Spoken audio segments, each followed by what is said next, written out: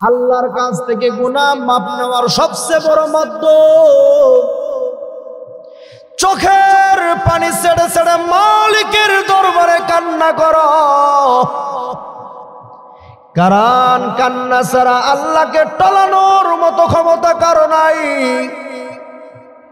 কান্নাটা আল্লাহ তাআলার কাছে অনেক দাম। সন্তান যখন অপরাধ করে, অন্যায় করে, মা বাবা যখন সন্তানকে ডাক দিয়া বলেন, সন্তান তোর ঠ্যাং ভেঙে ফেলবো, তোর ঘরে জায়গা নাই। মা বাবা সন্তানকে যখন ঘর থেকে বের করে দেয়, সন্তান সারাদিন এদিকে ওদিকে ঘোরাফেরা করে সময়টারে নষ্ট করে। বাবাও মনে মনে সন্তানকে খুঁজতে থাকে, মাও সন্তানকে তালাশ করে। এই ঘরে যাই, ওই ঘরে যাই, সবখানে নিয়ে খবর নেই আমার সন্তান কই। মা রাত্রে ঘুমাইতে পারে না, সারাদিন খাওয়া দাওয়া করে না, কারণ সন্তান কাছে নাই তো। মা দিশেহারা হয়ে গেছে, রাত্রে গভীর হয়ে গেছে। বাবা বলে, তুমি কি ঘুমাবা না?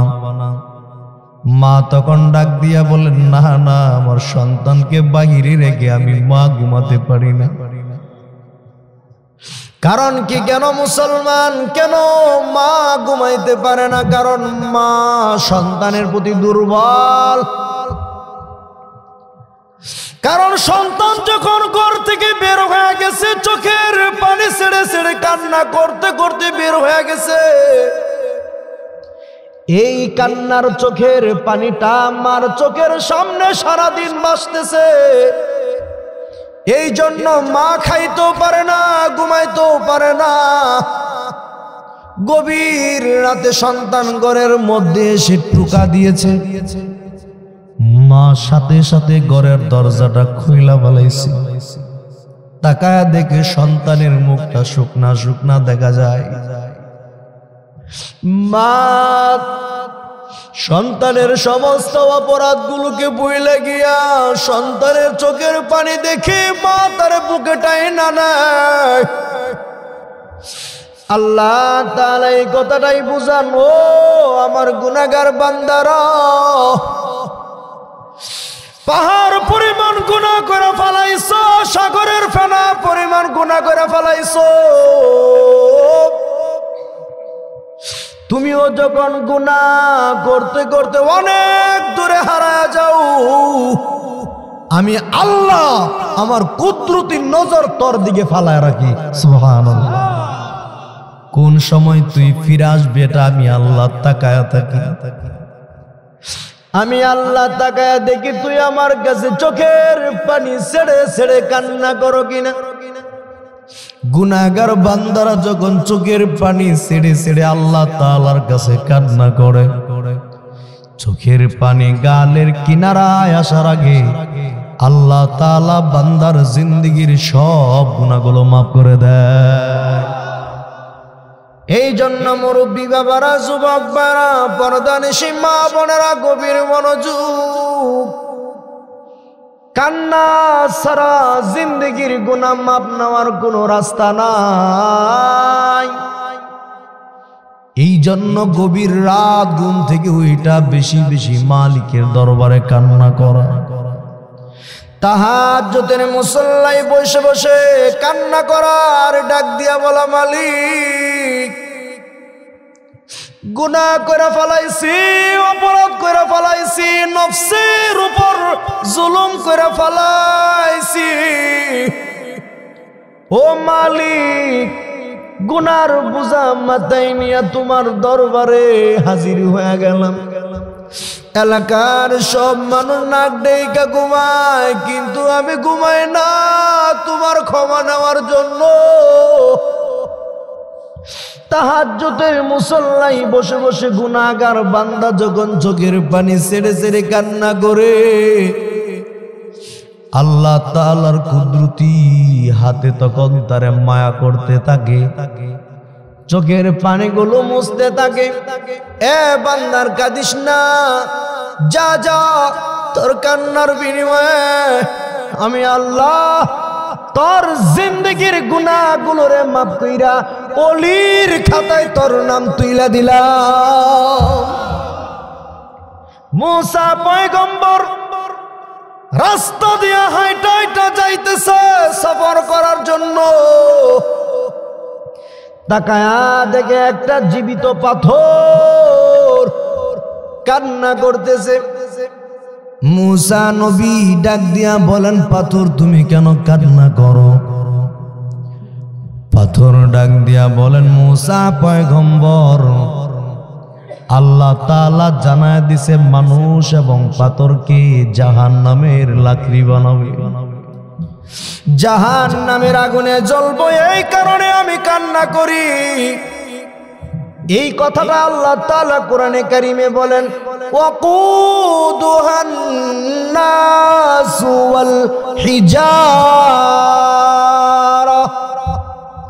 আল্লাহ তাআলা বলেন নাস মানে মানুষ, হিজারা মানে পাথর। আল্লাহ তাআলা মানুষ এবং পাথরকে দিয়া জাহান্নামের আগুনকে উত্তপ্ত গরম বানাবে। মুসা নবী যখন তাকায় দেখলো পাথরটা কান্না করে, আল্লাহ তাআলা তখন পাথরকে বললেন, এ পাথর, এ মুসা পয়গম্বর, তুমি পাথরকে জানা দাও যে পাথর আমি আল্লাহর ভয়ে কান্না করে, যে পাথর জাহান্নামের আগুনের ভয়ে কান্না করে, ওই পাথরের জন্য আমি আল্লাহ জাহান্নামের আগুনকে হারাম করে দিলাম। মুসা নবী তখন ডাক দিয়া বলে, পাথর তুমি আর কান্না করিও না, আল্লাহ আমারে জানায় দিছে তোর জন্য জাহান্নামের আগুন হারাম। পাথরের কান্না বন্ধ হয়ে গেল। মুসা নবী চলে যায়, আসার পথে আবার দেখে পাথর কান্না করে। মুসা নবী তখন ডাক দিয়া বলেন, পাথর এখন কেন তুমি কান্না করো? তখন পাথর ডাক দিয়া বলেন, মুসা পয়গম্বর, এতদিন আমি জানতাম না, বুঝতাম না কান্নাটা আল্লাহ তাআলার কাছে অধিক প্রিয়। এতদিন আমি বুঝি নাই কান্নাটা আল্লাহ তাআলার কাছে অনেক দাম। আজ থেকে নিয়ত করছি কিয়ামত পর্যন্ত শুধু কাঁদবো আমার আল্লাহকে খুশি করার জন্য। এ মুসলমান বাবারা, যুবক ভাইরা, পর্দা নিশি মা বোনেরা, একটা পাথর কান্না করে যদি জাহান্নামের আগুন থেকে বেঁচে যেতে পারে, আপনি আমি কি পারবো কি পারবো না? আপনি আমি পারবো? এমন কোন নবী নাই যারা কান্না করে নাই। আমার নবীর জিন্দেগিতে একটা গুনাহ ছিল না, তারপরও এমন ইতিহাসগুলো পড়ে দেখেন আমার নবীর শুধু কান্নার আওয়াজ। আবু বকর রাদিয়াল্লাহু তাআলা আনহু কবরের পাশে দাঁড়ায়া কান্না করে। সাহাবায়ে কেরাম বলে, আবু বকর আপনি কেমন করে কান্না করেন? কেন আপনি কান্না করেন? আবু বকর বলে, আমি এই কবরে কেমনে থাকবো এই জন্য কান্না করি। সাহাবায়ে কেরাম বলল, আবু বকর আল্লাহ তাআলা তো আপনারে জান্নাতের টিকিট দিয়েই দিছে, আপনারে সুসংবাদ প্রাপ্ত বানায় দিছি। আপনি মারা গেলেই জান্নাতে চলে যাবেন, আপনার কবরটাকে আল্লাহ তাআলা জান্নাতের বাগিচা বানায় দিবি, তাহলে আপনি কেন কান্না করেন?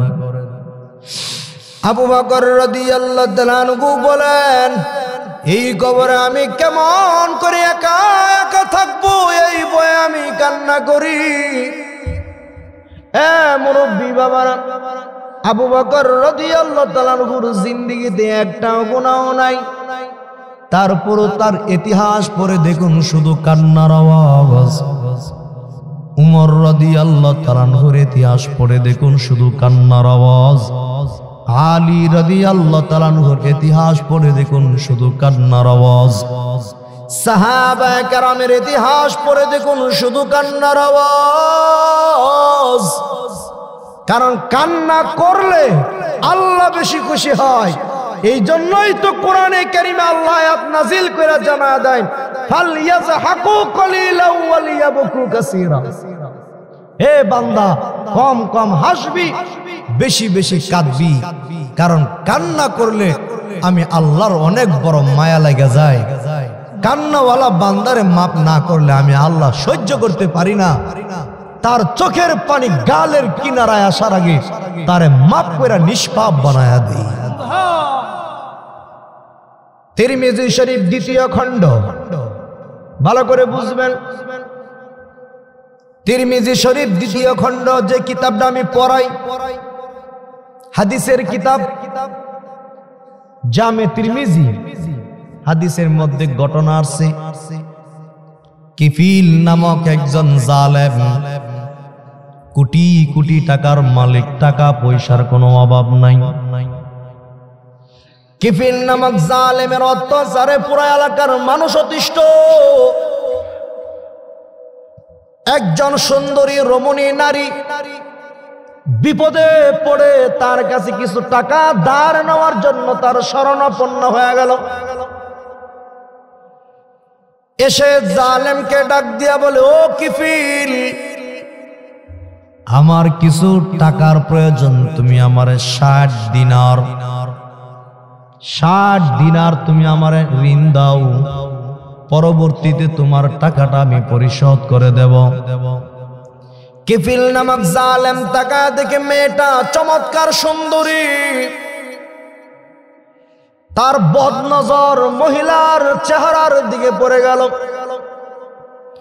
জালেম তখন ডাক দিয়ে বলে, মহিলা, 60 দিনার, তরে আমি 60 দিনার এমনিতেই দিয়া দিব, পরিশোধ করা লাগবে না। তবে শর্ত, আমার সাথে জানা করতে হবে। এই শর্তের বিনিময়ে আমি তোমার 60 দিনার দিয়া দিব। এবার মহিলা রাজি হয় না, অনেকক্ষণ পর্যন্ত চুপ হয়ে রয়েছে। টাকাটাও তার খুব প্রয়োজন, বিপদে পড়েই তো তার কাছে আসছে। না হলে কোনো মানুষ কোনো জালেমের কাছে সহযোগিতা নিতে চায় না। মহা বিপদে পড়ে গেলেই বড় বড় জালেমের কাছেও যাওয়া লাগে।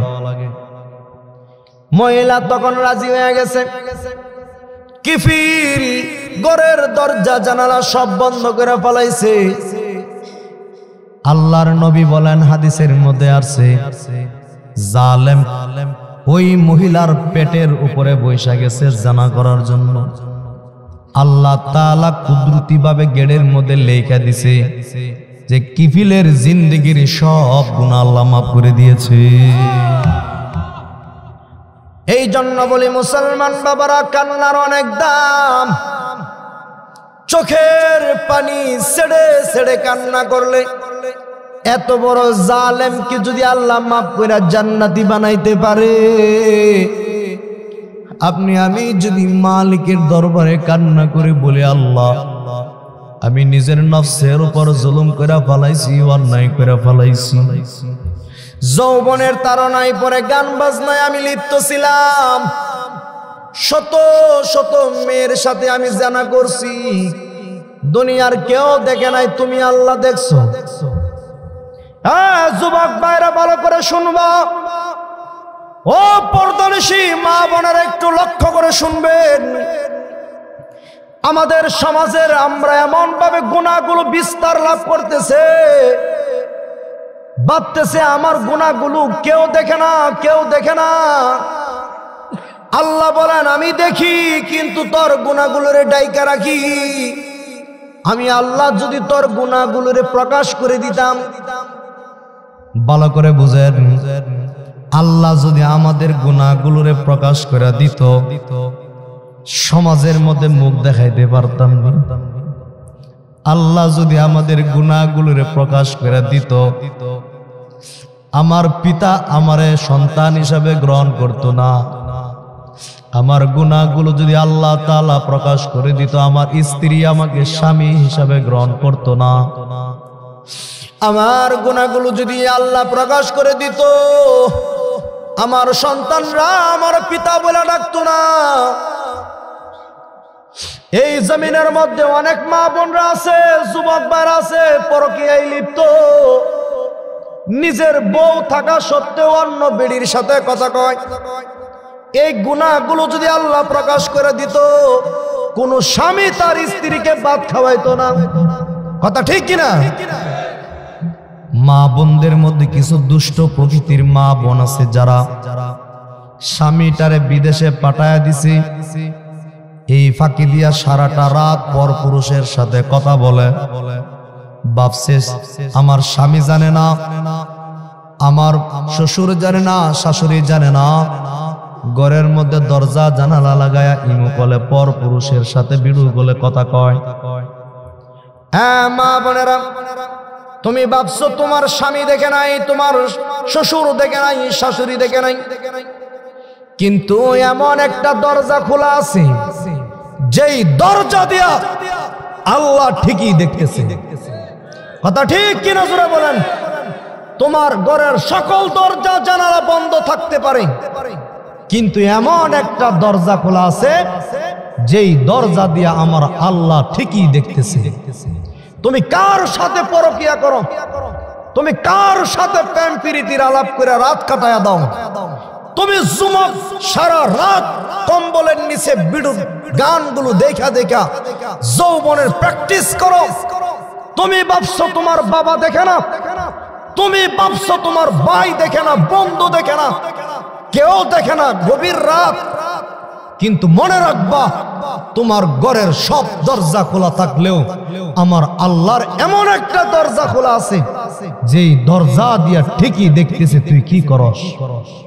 ওরে না ফরমান, তুমি আর কত জমিনের মধ্যে পাপ করবা। আজকে যুবক গুনাহ করার পিছনে কারণ হলো সে ভাবতেছে দুনিয়ার কেউ দেখে না আমাকে। তুমি ভাবতেছো কেউ দেখে না, আমার আল্লাহ বলেন আল্লাহু সামিউন বাসীর, আমি আল্লাহ সব কিছু শুনি, সব কিছু দেখি। গর্তের নিচে, সমুদ্রের নিচে পিপিলিকা নাড়াচাড়া করতেছে, সেটাও আমি আল্লাহ তাআলা দেখি। আল্লাহু আকবার বলেন, জবান খুলে বলেন আল্লাহু আকবার। আল্লাহ সব কিছু দেখেন। তুমি কারে ধোঁকা দিচ্ছ? হে যুবক, তুমি কারে ধোঁকা দিচ্ছ? মুরব্বী বাজানরা, দাড়িগুলো সাদা হয়ে গেছে এখনো, চায়ের দোকানে বৈশা বৈশা আপনি টিভি দেখতেছেন, বড় বড় সিগারেট বিড়ি টাইনা টাইনা আপনি জীবনটারে শেষ করতেছেন। ফজরের ওয়াক্ত হয়ে যায়, নামাজে যান না, জোহরের আজান হয়ে যায়, মুয়াজ্জিন ডাক দেয় হাইয়া আলাস সালাহ, নামাজের দিকে আসো, আপনাকে মসজিদে দেখা যায় না। আসরের ওয়াক্ত চলে যায়, মসজিদে দেখা যায় না। আসরের ওয়াক্তে গায়ের মধ্যে পাঞ্জাবি লাগাইছে ঠিক, টুপিটাও লাগাইছে, বাজারে গিয়া চার দোকানে বৈশা বৈশা টিভি দেখতেছে। মুরব্বী আজান হয়ে গেছে কিন্তু মসজিদে ঢুকে না। তার মুখের মধ্যে আল্লাহর নবীর সুন্নাহ আছে। ও বাজান, আপনার মুখের মধ্যে আল্লাহর নবীর সুন্নত চমকাইতেছে, আপনার মাথার মধ্যে আল্লাহর নবীর সুন্নত চমকাইতেছে, আপনার গায়ের মধ্যে নবীর সুন্নাহ পাঞ্জাবি চমকাইতেছে। এতগুলো সুন্নাহ নিয়ে কেমন করে আপনি টিভির সামনে এই ল্যাংটা সিরিয়ানদের নাচ গান দেখতেছেন? আপনার কাছ থেকে ছোট ছোট বাচ্চারা কি শিখবে? আপনি তো একজন পিতা ছিলেন, আপনার তো এতটুকু লজ্জা বোধ করা উচিত ছিল। আইরে, আমি তো নবীর সুন্নত মুখে লাগাইছি, আমি নবীর সুন্নত লাগায়া মসজিদে না যায় কিভাবে চায়ের দোকানে বৈশা বৈশা আড্ডা মারি? এই যে পাপ আমরা করতেছি, এই পাপ নিরসনের দরকার আছে না নাই? এখনো সময় আছে। আল্লাহ তাআলা বলেন, ইয়া ইবাদিয়াল্লাযীনা আসরাফু আলা আনফুসিহিম লা তাকনাতু মির রাহমাতিল্লাহ। এ বান্দা, তুমি পাহাড় পরিমাণ গুনাহ করে ফেলাইছো, সাগরের ফেনা পরিমাণ গুনাহ করে ফেলাইছো। তুমি ভাবিও না আমি আল্লাহর রহমত থেকে তুমি নৈরাশ হয়ে গেছো, না না, আমি আল্লাহর রহমত না থাকলে প্রতিটা গুনার বিচার আমি আল্লাহর সাথে সাথে করে ফেলাইতাম। মাঝে মধ্যে কিছু কিছু গুনাহ আল্লাহ তাআলা প্রকাশ করে দেয়। অনেক মানুষ পরকিয়া হারাম কাজ করতে করতে দেখবেন একটা সময় পরকিয়া সমাজের মধ্যে প্রকাশ হয়ে যায়। এলাকার মানুষ দইরা বাইন্দা তার গাছের মধ্যে লটকায় রাখে। আল্লাহ তাআলা মাঝে মধ্যে কিছু গুনারে প্রকাশ করে দেয়, অন্য অন্য মানুষ যেন সোজা হয়ে যায়। আল্লাহ বলেন আমার রহমত যদি তোরে গিরা না ধরতো, আমার রহমত যদি তোর উপরে না থাকতো তুই ধ্বংস হয়ে যাইতি। কিন্তু আমি আল্লাহ ধ্বংস করি না, অপেক্ষা করতেছি। তুবু ইলাল্লাহ, আল্লাহু আকবার বলেন। আমি আল্লাহ অপেক্ষা করতেছি। তবু তুমি তওবা করো কিনা। তওবা শব্দের অর্থ হলো ফিরে আসা। তবু তুমি ফিরে আসো কিনা ইলাল্লাহ, আল্লাহর কাছে। তুমি যখন আল্লাহর কাছে ফিরে আসবা চোখের পানি ছেড়ে ছেড়ে কান্না করবা। আল্লাহ বলেন আসা রাব্বুকুম আইয়ুকাফিরা আনকুম সাইয়্যাতিকুম। আল্লাহ বলেন আমি তোমার জিন্দেগীর সব গুনাহগুলোরে কাফারা করে দেব। আর কি করবে? পাহাড় পরিমাণ যে গুনাহ করে ফেলাইছো, এই গুনাহগুলো আল্লাহ কি করবে? আল্লাহ কোরআনে আয়াত নাজিল করে জানায় দেয় ইউবাদদিলুহুম সাইয়্যাতিহিম হাসানাত। আল্লাহ তাআলা বলেন বান্দা তোর পাহাড় পরিমাণ গুনাহগুলোরে আমি আল্লাহ তাআলা নেকের পাল্লায় ওজন দিয়া গুনাহগুলোরে পরিবর্তন করিয়া ইউবাদদিলুহুম শব্দের অর্থ হলো আল্লাহ পরিবর্তন করে দিবে সাইয়্যাত, তোমার জিন্দেগীর গুনাহগুলোরে, তোমার জিন্দেগীর পাপগুলোকে কি দিয়া?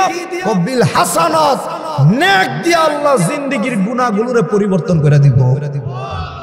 যেমন ধরেন বড় একটা পাহাড় পরিমাণ একটা পায়খানার টাল অথবা গোবর দিয়ে ভরপুর করা হয়েছে ময়লা ফালায়া, আল্লাহ যদি ময়লাগুলোরে স্বর্ণ বানায় দেয় আপনার জন্য কেমন হবে? সুবহানাল্লাহ পড়েন না। আল্লাহ বলেন তোর জিন্দেগীর বড় বড় পাপগুলোরে শুধু তওবার কারণে আমি আল্লাহ নেক দিয়া স্বর্ণ বানায় দিব। ইউবাদদিলুহুম সাইয়্যাতিহিম হাসানাত। আল্লাহ গুনাহগুলোরে পরিবর্তন কইরা নেকের পাল্লায়, মিজানের পাল্লায় ওজন দিয়া দিবে। মালিক ইবনে দিনার রাহমাতুল্লাহি আলাইহি এমন কোন গুনাহ নাই সে গুনাহ করে নাই। শবে বরাতের রাত্রে আমরা মসজিদে যাই কি যাই না? ইবাদত করার জন্য আমরা মসজিদে যাই। এই শবে বরাতের রাত্রে মালিক ইবনে দিনার নামক ব্যক্তিটা মদের আড্ডাখানায় গিয়া হমানে মদ খাওয়া শুরু করছে। কত বড় নাফরমান ছিল। তার একটা কন্যা সন্তান ছিল, কন্যা সন্তানটা আব্বু আব্বু বলে ডাকে বিদায়। মদ খাইতে তার ডিস্টার্ব হয়, এই জন্য এমন জোরে থাপ্পড় মারছে, সন্তানটা থাপ্পড় খায়া দুনিয়া থেকে বিদায় হয়ে গেল। কত বড় নাফরমান, মদ খাইতে গিয়া নিজের সন্তানরে মাইরা ফেলায়। মালিক ইবনে দিনার তিনি বলেন আমি এত বড় নাফরমান,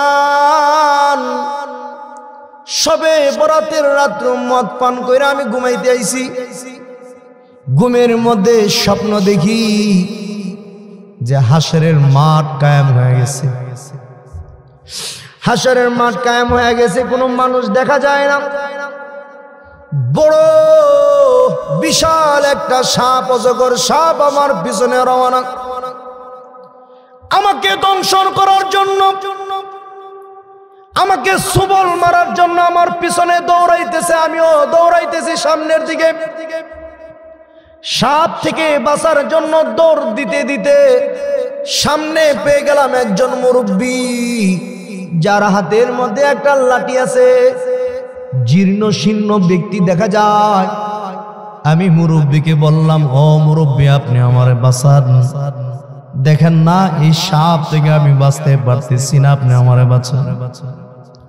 মুরব্বি তখন ডাক দিয়া বলেন, এ মালিক ইবনে দিনার, এটা এমন একটা শক্তিশালী সাপ, এই সাপকে মারার মতো শক্তি সামর্থ্য আমার নাই, আমি একজন দুর্বল মানুষ। যাও যাও, তুমি বাঁচার জন্য সামনের দিকে আগাও। মালিক ইবনে দিনার বলে, আমি স্বপ্নে যুগে দৌড়াইতেছি, দৌড়াইতে দৌড়াইতে সামনে গিয়া দেখি বিশাল বড় এক পাহাড়, যেই পাহাড়ের ভিতরে বড় একটা বিল্ডিং দেখা যায়। এই বিল্ডিং এর ভিতরে হাজার হাজার জানালা দেখা যায়। জানালার ফাঁক দিয়া তাকায় দেখি ছোট ছোট বাচ্চারা খেলাধুলা করতেছে। আমি দৌড়া গেলাম, গিয়া দেখি ওই বিল্ডিং এর ভিতরে এত চমৎকার নূর চমকাইতেছে, নূর চমকাইতেছে। তাকায় দেখি একটা জানালা দিয়া ওই যে আমি আমার মেয়েটাকে থাপ্পড় মেরে মেরে ফেলেছিলাম, ওই মেয়েটা দৌড়ায়া দৌড়ায়া আসতেছে আব্বু আব্বু বলে। আমার কুলের মধ্যে যখন ওইটা গেল, আমার চেহারাও নুরানি হয়ে গেছে। সুবহানাল্লাহ পড়েন। তখন তাকায় দেখি সাপ বাইগা পালায়া গেছে। আমার মেয়েটাকে আমি বললাম, আম্মা জান, তুমি এই বিল্ডিং এর ভিতরে কি করো? আব্বু, আমি এই বিল্ডিং এর ভিতরে শুধু আমি একা না, যত পিতার সন্তান মায়ের সন্তান ছোট সময় মারা যায়, এই জান্নাতের বিল্ডিং খানার ভিতরে হযরত ইব্রাহিম আলাইহিস সালাতু ওয়াস সালাম আমাদেরকে লালন পালন করে। ইব্রাহিম নবী আমাদেরকে কোরআন শিক্ষা দেয়। তখন মেয়েটা বলে, ওই যে সাপ দেখা যায় বাবা, এটা অন্য কেউ নয়, এটা তোমার জীবনের বদআমল। তোমার জীবনের বদআমল এতই মজবুত, এতই শক্তিশালী, আর যে বৃদ্ধ লোকটা দেখছো, এটা তোমার জীবনের নেকামল। নেকামলটা এতই দুর্বল, যেই দুর্বলতার কারণে শক্তিশালী সাপ থেকে তোমার বাঁচাইতে পারে নাই। আলাম ইয়ানিল লাযিনা আমানু আন তাখশা কুলুবুহুম লিযিকরিল্লাহ। ছোট মেয়েটা কোরআনের আয়াত পড়ে বলে, হে বাবা, এখনো কি সময় আসে নাই? মদ খাওয়া ছেড়ে দেওয়া, আল্লাহর জিকিরে মশগুল হয়ে যাওয়া, 5 ওয়াক্ত নামাজ পড়ার এখনো কি সময় আসে নাই?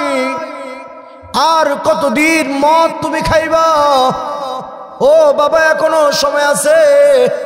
আল্লাহর কাছে তওবা করে কান্না করে মাপ নাও, না হলে তোমার কোনো গতি নাই।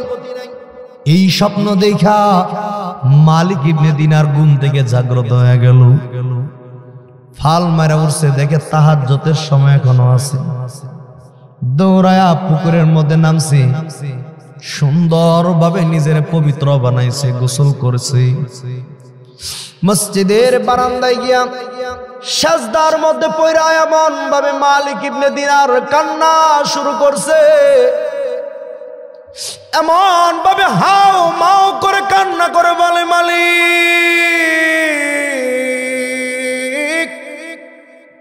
তোমার হারানো গোলাম তোমার দরবারে ফিরাইছে, তোমার রহমতের দরজা থেকে আমার লাথি মেরে তারা দিও না। তুমি আল্লাহ যদি আমারে তারা দাও, আমার যাওয়ার মতো কোনো জায়গা নাই। আমি শয়তানের দোকায় পড়ে অনেক পাপ করে ফেলাইছি। আল্লাহ, আমার মতো এই নাফরমানকে তুমি যদি মাফ না করো, আমি কার কাছে যাব? আমার তো আর কোনো দরজা খোলা নাই। ও মালিক, তুমি আমারে মাফ করো। এমন ভাবে কান্না করতে করতে চোখের পানি ছেড়ে ছেড়ে মসজিদের ফ্লোর পর্যন্ত ভিজায়া ফেলাইছি। আল্লাহর পক্ষ থেকে ঘোষণা এসে গেছে, এলহাম হয়ে গেছে, মালিক ইবনে দিনার আর কাঁদিস না, আল্লাহ তোর জিন্দেগির সব গুনাহগুলো মাফ করে দিছি। এমন কি এই নাফরমান মালিক ইবনে দিনারকে আল্লাহ তাআলা এতই বুজুর্গ বানায় দিছে, এত বড় আল্লাহর ওলি বানায় দিছে, সেই জামানার বড় বড় আলেমরা পর্যন্ত তার কাছ থেকে আমল শিখা শিখা আমল করে করে আল্লাহর ওলি হয়ে যাইতো। সুবহানাল্লাহ। এই জন্য মুসলমান বাবারা কান্নার আওয়াজ, কান্না ছাড়া কোনো উপায় নাই। আমরা তো কান্না করতে না করতে করতে আমাদের দিলটারে পাথর বানায় ফেলাইছি। এখন চোখ দিয়া পানি আসে না। মসজিদের ইমাম মোনাজাত নেয়, আমাদের চোখ দিয়া পানি আসে না। কারণ কি? আমাদের দিল শক্ত হয়ে গেছি, আমাদের দিল নরম হয় না, এই জন্য চোখ দিয়া পানি বের হয় না।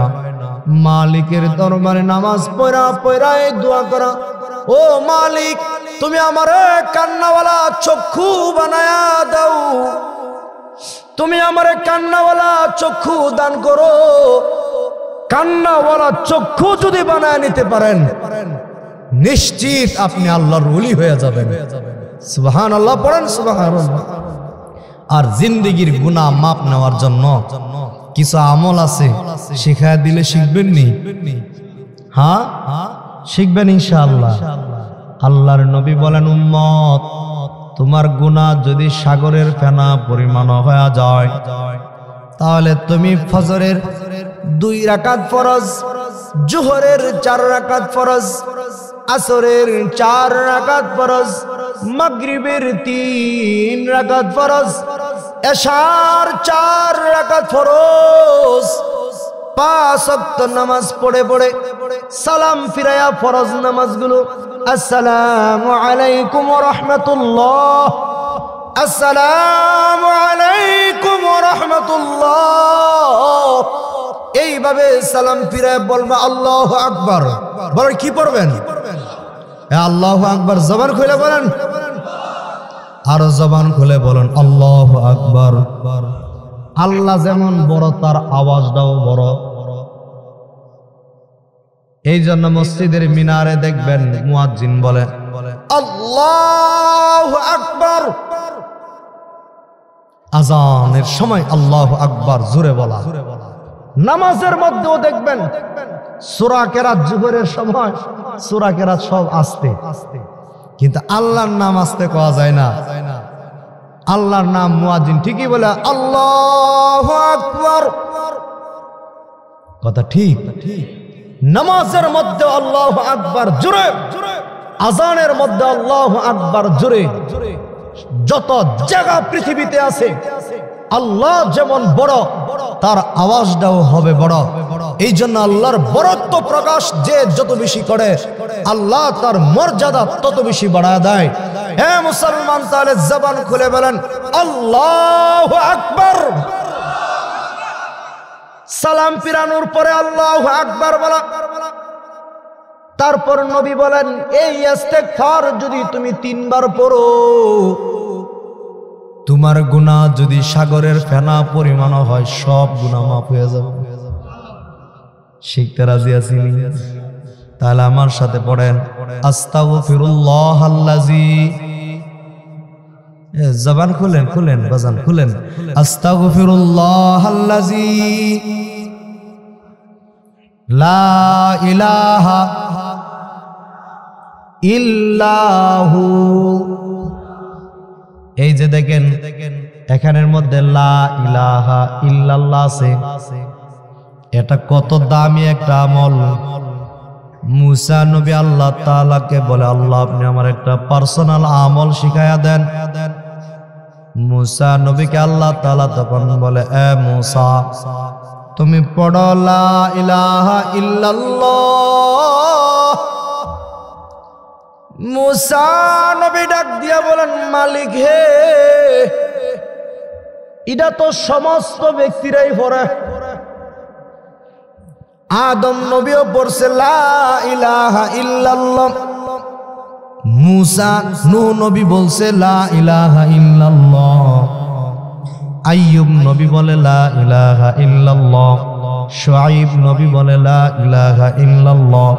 জাকারিয়া নবী বলে লা ইলাহা ইল্লাল্লাহ। ইউনুস নবী বলে লা ইলাহা ইল্লাল্লাহ। হারুন নবী বলে লা ইলাহা ইল্লাল্লাহ, ইব্রাহিম নবী বলে লা ইলাহা ইল্লাল্লাহ, ইসমাইল নবী বলে লা ইলাহা ইল্লাল্লাহ, দাউদ নবী বলে লা ইলাহা ইল্লাল্লাহ, সমস্ত নবীগণ বলে লা ইলাহা ইল্লাল্লাহ।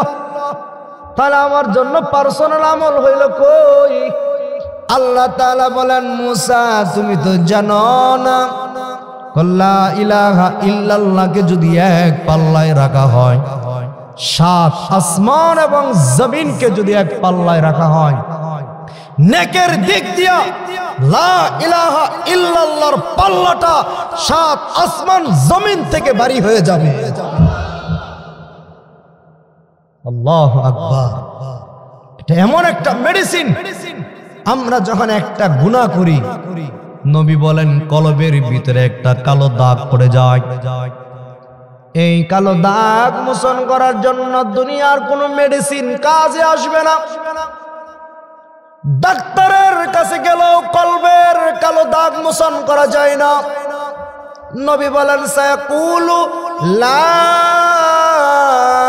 ইলাহা ইল্লাল্লাহ, হে উম্মত তুমি পড়ো লা ইলাহা ইল্লাল্লাহ।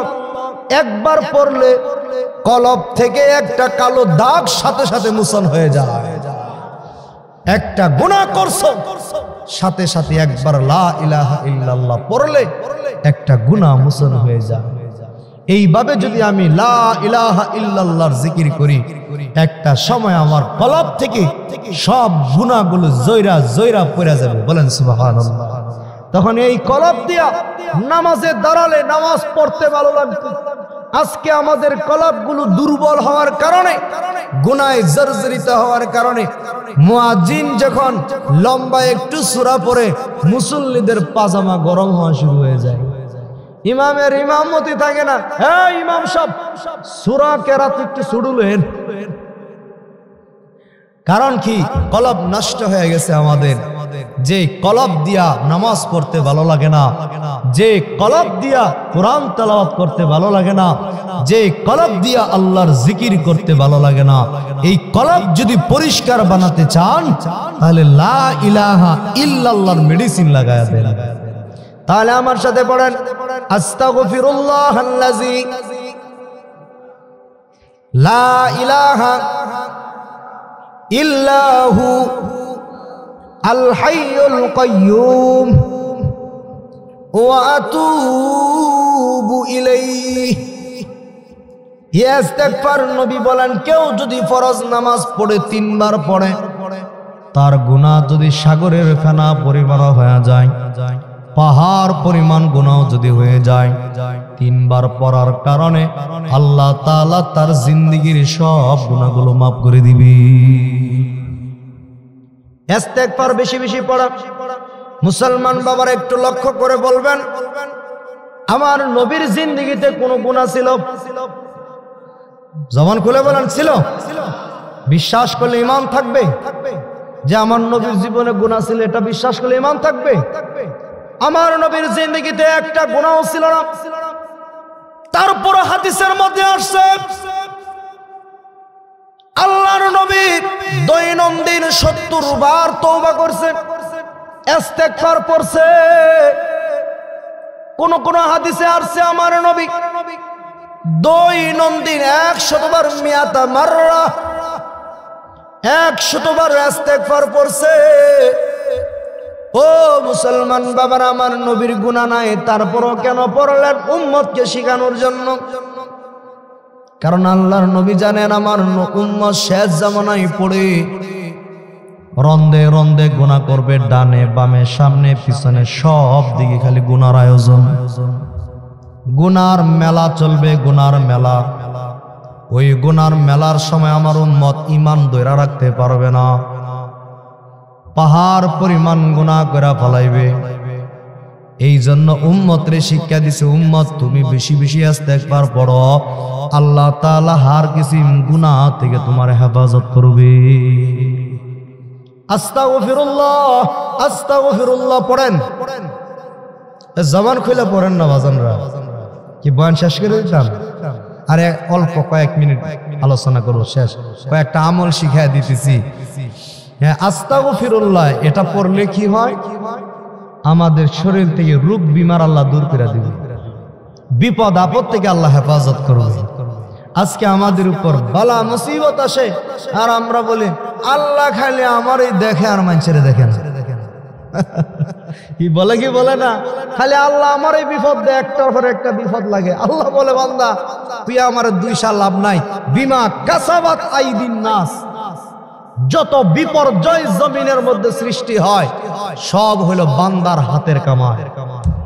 আমার উপর যদি কোনো মুসিবত আসে বুঝতে হবে আমার গুনার কারণে আইছে। আল্লাহ কোন জালেম না যে আল্লাহ আপনার বিপদ দিয়া খালি বিপদে ফেলায়, বরং আমি নিজেই জালেম, আমি নিজেই অপরাধ করছি, নিজেই গুনাহ করছি, যে গুনার কারণে আল্লাহ অসন্তুষ্ট। আমার পাপের কারণে আমার উপর বিপদ আসে। এই জন্য কবি বলেন মত কারো শিকওয়া মশিয়াত খুদা কা জালিম নেহি, मत करो शिकवा मशीयत खुदा का जालिम नहीं, बोल के जालिम है तुम्हारे अपने बदआमालिया, बोल के जालिम है तुम्हारे अपने बदआमालिया। কবি বলেন ও দুনিয়ার মানুষ, তুমি আল্লাহর উপর শিকায়াত করিও না, আল্লাহর উপর অভিযোগ করিও না, কারণ আল্লাহ তো জালেম না। তাহলে জালেম কে? বল কে জালেম হে তোমারে আপনি বদআমালিয়া, বরং জালেম হলো তোমার বদামল, তোমার বদামল। বলেন জালেম কে? আমার বদামল। বলেন জালেম কে? আমার বদামল। এই জন্যই তো আল্লাহ তাআলা কোরআনে কারিমে আয়াত বানায়া দোয়া শিখাইছে বান্দারে, রব্বানা যালামনা আনফুসানা ওয়া ইল্লাম তাগফির লানা ওয়া তারহামনা লানাকুনান্না মিনাল খাসিরিন। আমার সাথে পড়েন রব্বানা। গুনাহ মাফের উদ্দেশ্যে পড়ে আমি তো বলছি আল্লাহ এমন একটা আলোচনা করব যাতে গুনাহ মাফ করায় আল্লাহ বাড়িতে ফিরাইয়া দেয়। এখন তো আল্লাহর কাছে তওবা করতেছি, মাফ চাইতেছি। আমার সাথে পড়েন রব্বানা যালামনা আনফুসানা ওয়া ইল্লাম তাগফির লানা ওয়া তারহামনা লানাকুনান্না মিনাল খাসিরিন। এটা শিখা নেবেন ইমাম সাহেবের কাছ থেকে। অর্থ কি একটু বুঝায় দিই। রব্বানা, ওগো আমার রব, জালামনা, আমরা জুলুম করে ফেলাইছি। কিসের উপর? আনফুসানা, আমাদের নিজেদের উপর। তাহলে জালামনা আমরা জুলুম করছি নাকি আল্লাহ জুলুম করছে? হ্যাঁ, জবান করলে বলে কে জুলুম করছে? আমরা, বান্দা জুলুম করছে। এই জন্য আল্লাহ আমাদেরকে দোয়া শিখাইছে, আল্লাহরে তুমি জালেম বলিও না, আল্লাহ জালেম না।